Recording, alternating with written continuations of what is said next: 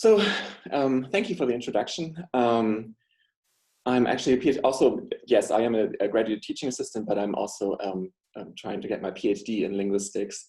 And what I want to talk about today is the possibilities of a limitless script choice, or what are the limits of script choice. And in order to do so, I will look at how Romanian writing during the 19th century reveals the limits of current understandings of writing system. So I'll start out by asking what is a writing system real quick, because we're at the end of this conference and I think we have a basic understanding at this point.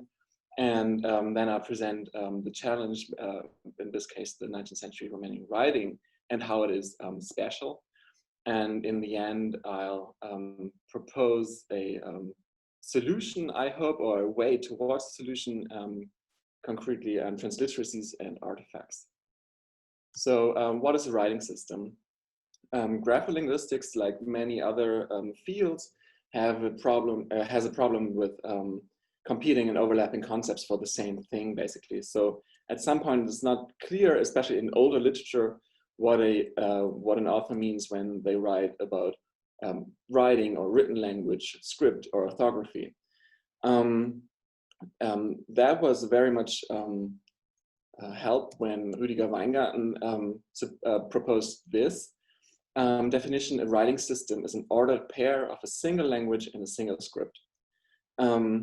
We've seen quite a lot of Japanese in this conference. So of course, this poses a problem, because if we look at a sentence like this, which is, I think, a newspaper headline that I stole from Wikipedia, and if I highlight the different scripts that are in use in Japanese, so in blue we have the katakana, in orange we have the kanji, and in green we have the hiragana. According to Weingarten, this would mean that Japanese uses 3 different writing systems, which is of course nonsense and not what Weingarten intended to say with this definition.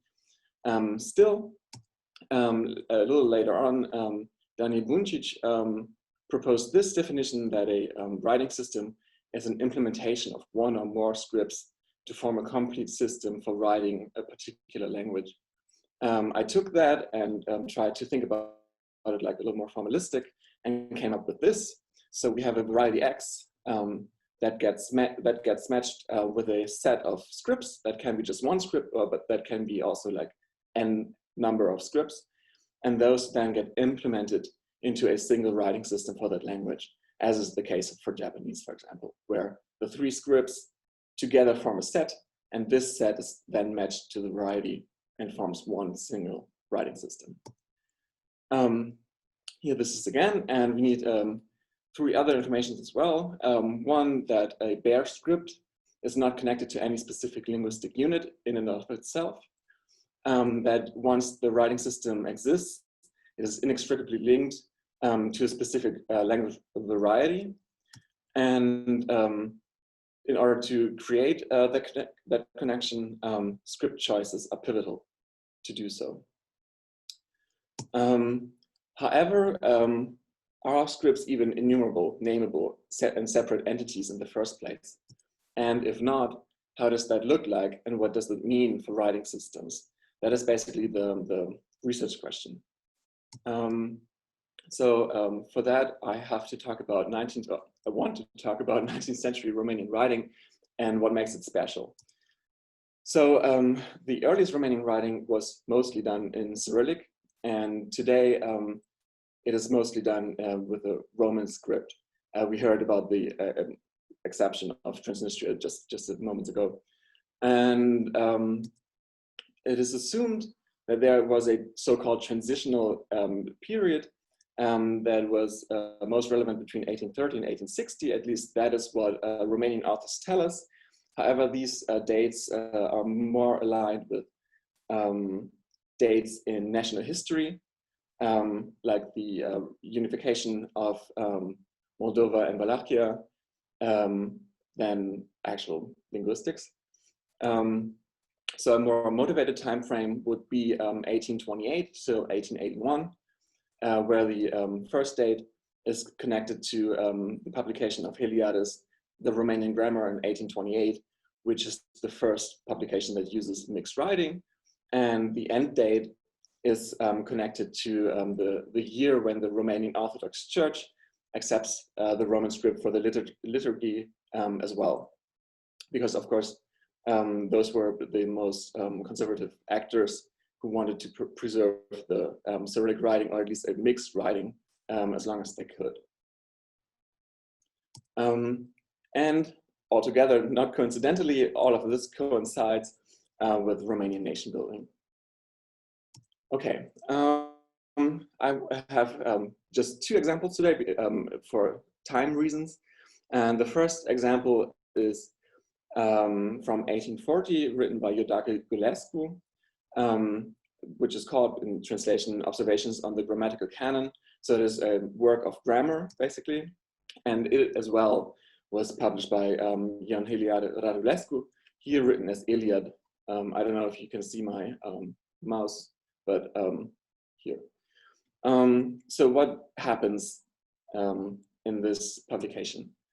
If we take a closer look at the title page that I have cropped for size, so I cropped out all of the blank space basically, and we look at the letters that are used for R, then in the first line, we see a Cyrillic R in a way that we would see in a modern Slavic language today.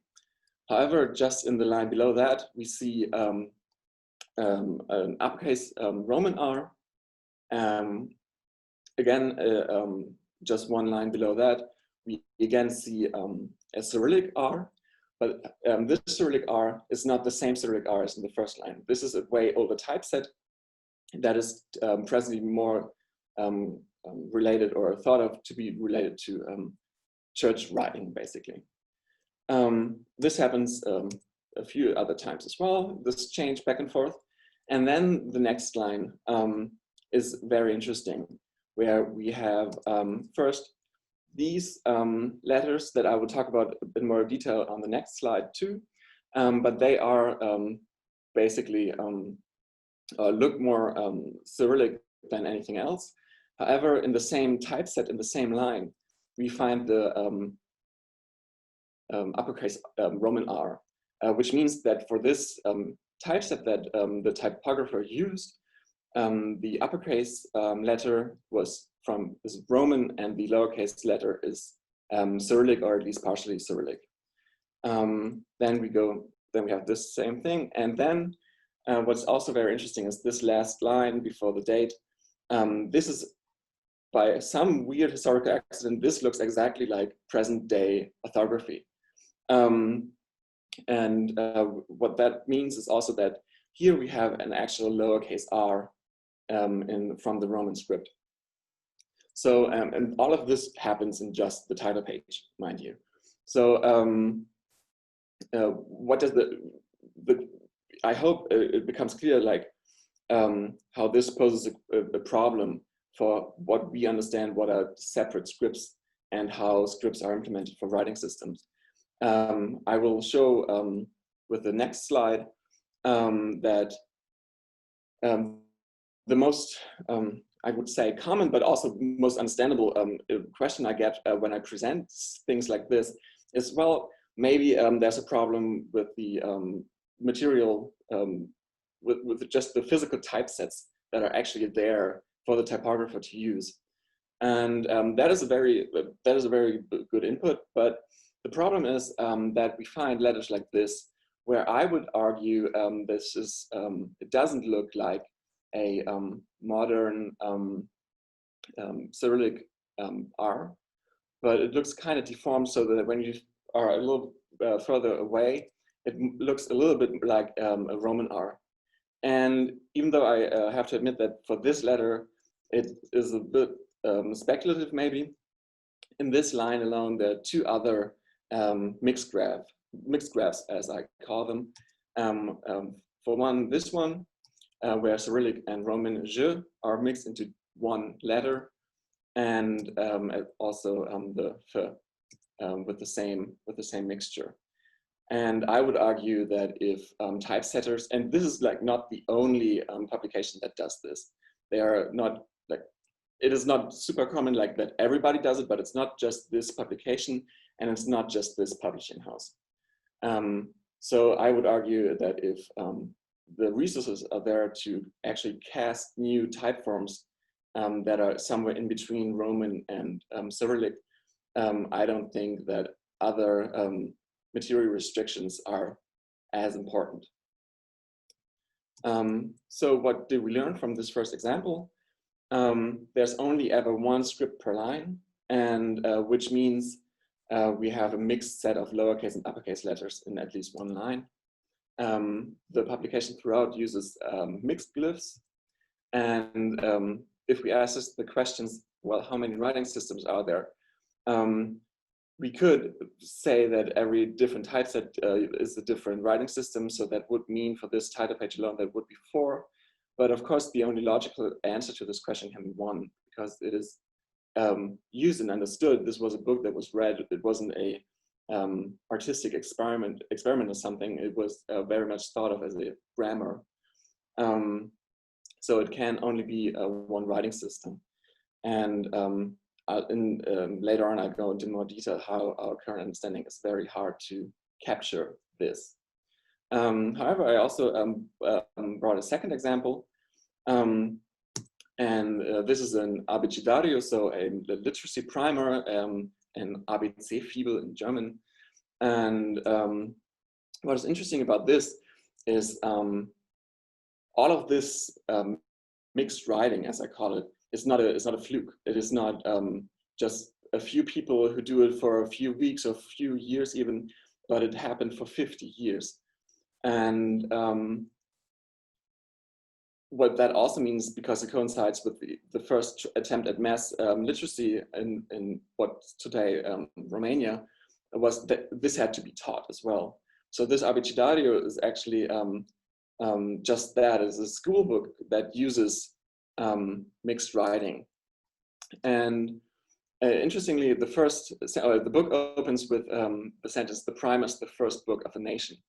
So there's very much the idea of how literacy in the typical 19th century idea of that if you want to become a nation, or if you are a nation, you have to have your own language, and that language has to be codified in writing as well.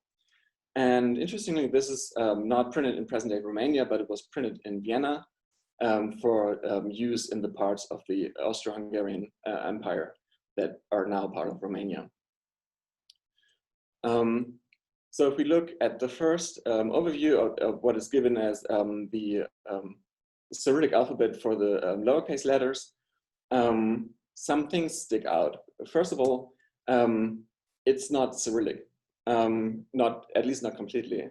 Some parts of this alphabet that is just called Cyrillic is already what I would call a mixed system.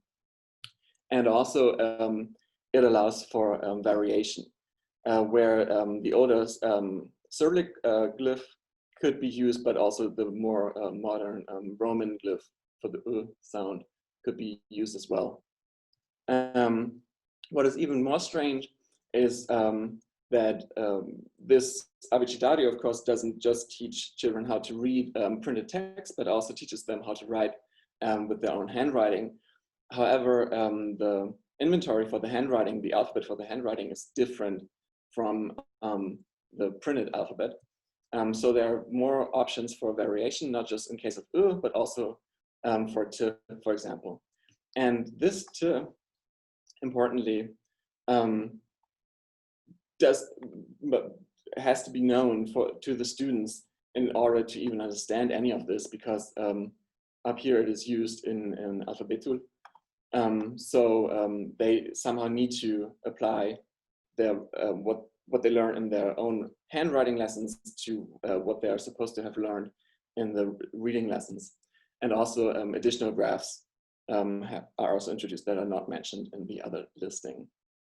However, this is not it, because this Abecedario also give the Roman script, and this Roman script is very it's very small. It is a very small set of letters, and also importantly, we see that the order has changed. For example, here in the Cyrillic example, the Z is way in the front, like it would be in the Cyrillic alphabet, whereas in the Roman version is at the end, where we would expect it. However, the discrepancy between printed letters that are introduced this way and the handwriting lesson are even further apart for the Roman alphabet. So if we look at the handwriting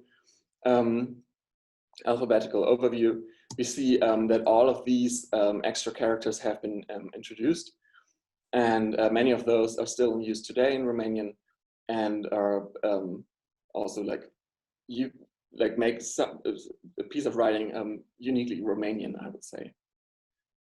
And as if that weren't enough already, there's a last overview of letters, and this is for ecclesial reading. So there's no writing lesson attached to this. However, we can see that the translation that is used for some maybe ambiguous or strange letters for the students is basically not Roman writing or the Roman script, but the Cyrillic script or the mixed script in this case. Okay, so what did we see here? Most of all, we saw inconsistencies between the explicit didactics, what is being taught as what is the alphabet, and the implicit usage throughout the book. For example, the introduction to the book is written completely in what they call the Cyrillic alphabet, so meaning the mixed writing. And another inconsistency, of course, is that supposedly analogous scripts have incongruent elements between them. And more importantly even is that it is not taught as one system to writing novices, but as 4 to 5 separate systems, apparently. So what are the complicating factors that 19th century Romanian writing introduces to our understanding of writing system? If we just understand this mixed Romanian writing system as Romanian and then Cyrillic and Roman, that would work in this how I depicted it like that. However, it is true for every example. So it has insufficient explicative power because these mixed writing systems are not consistent across different publications. They are consistent in each publication, yes, but they are not consistent across publications. So different publications, if we want to think about it like that, substitute different Cyrillic letters at different times. So we see that there's no intrinsic difference between Cyrillic and Roman script for these readers and writers, and that the variation is constrained internally by glyphic forms. For example, if we think about the Cyrillic R written that looks like a Roman P, then of course in the same textual domain, Roman P couldn't be used. But the external constraints are unclear. So the external constraints are unclear. There's no degree of any functionalization, basically, that we see, for example, in Japanese. So it's not, we could imagine that they would maybe write newly introduced Latin loans purely in the Roman script, or older ecclesial, maybe Slavic loans only in the Cyrillic script, but it doesn't happen. There's no difference made between lexical items.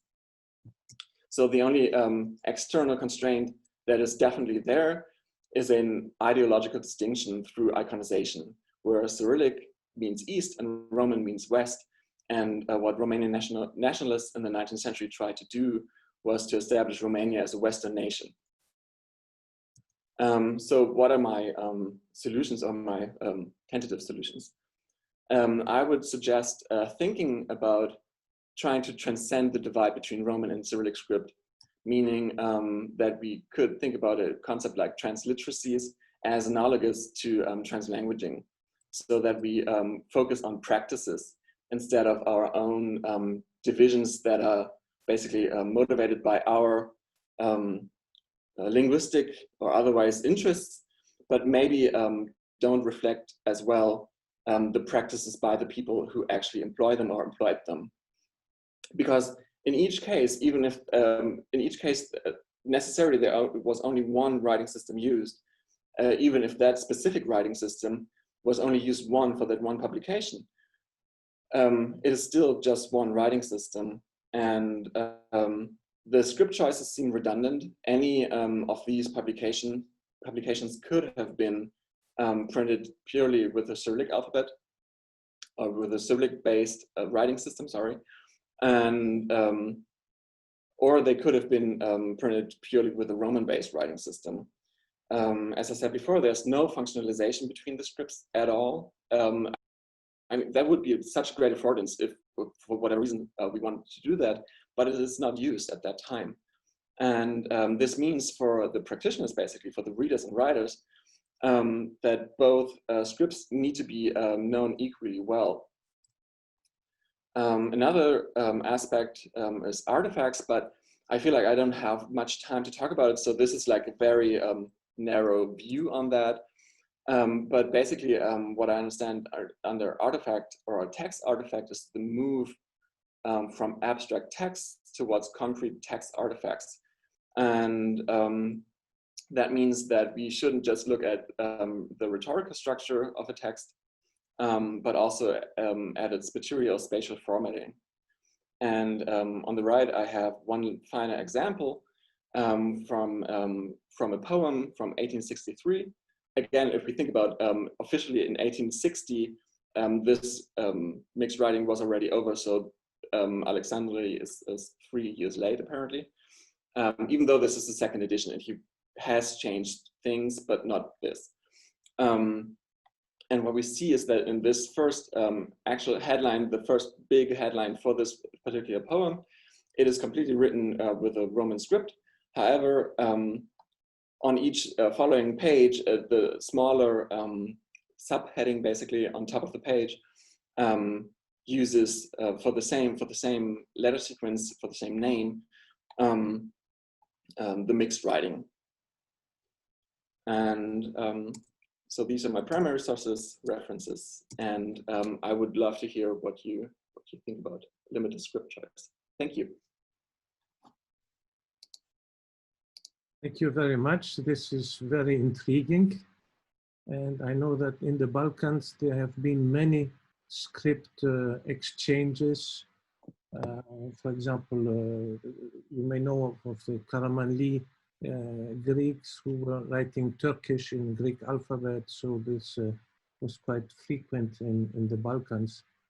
I had a question. You showed the third alphabet, so this Paleo-Cyrillic ecclesiastic alphabet. And as in Romania, you have both Orthodox and Catholic Christians. I was wondering if this ecclesiastic alphabet was used only by Orthodox or also by Catholics? So the people, of course, who stuck to it the longest was the Orthodox Church, and that is very much connected to the fact that the people who are not Orthodox are a minority in Romania, especially in present-day Romania, but also in the past. And those people very much, very early on, tried their hardest to push for Roman writing throughout. So together with the so-called Transylvanian school, for example, mostly in the city of Blaj, there was an printing press that tried to come up with its own Roman writing that at times is a little bit interesting. So there's a lot of like trying to force as much etymology into, and also false etymology into words. For example, the word for war, razboj, was then written sometimes as razbel, so it would look like res bellicum, so it would like look more Latin. So that also existed. So there's definitely also a religious divide, especially in the later stages of this. Okay, thanks. I have a question by Christian Koch. Yeah, thank you. So thank you very much. It was very interesting. And I have one question which is not actually related to Cyrillic, but in the examples by the book of Golescu, there was also the use of the acute accent. Mm-hmm. guess it was in a way like to show a special stress of the word. Yes. In this one.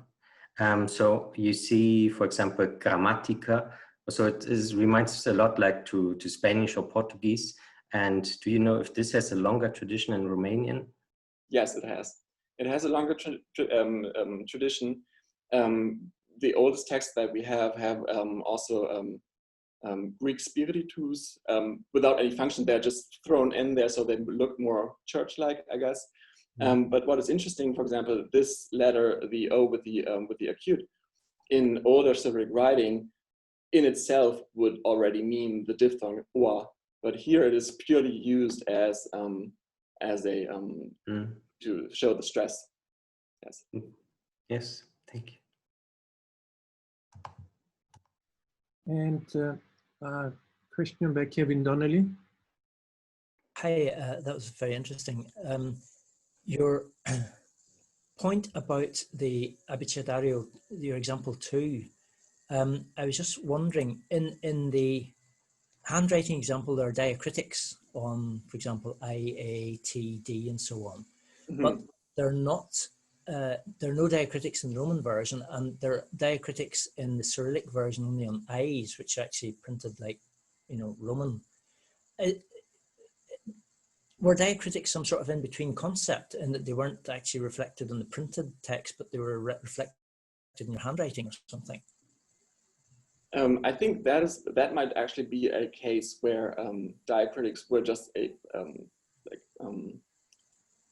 technical printing problem, that there was like no lower space for them to be introduced. That's why there's a back and forth between a comma here, which is again today the norm, but in between there was a period where a CD basically where D was used instead. So there might be a printing technical problem actually, but that is unclear. Some authors just opt for not using those at all, which is also common even today, like in emails and casual writing. Oh, I see. Okay, fine, thanks.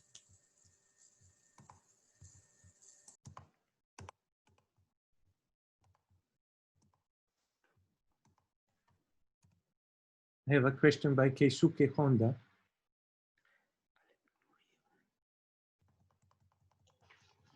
Thank you very much. The talk was very fascinating. My question is, so you said that no functionalization between scripts, but was there any or no attempt at establishing a functional division between the scripts? For example, use Latin alphabet for loan words from Western languages like that? That is a very good question. And I mean, I cannot say that I have read everything from the 19th century, but from the extensive reading that I did not find a single example for that. And there was already a big divide, basically a threefold divide between people who either wanted pure Roman writing already in the late 18th century, they started with that, and people who really didn't want to change at all and wanted to stick to a purely Cyrillic writing.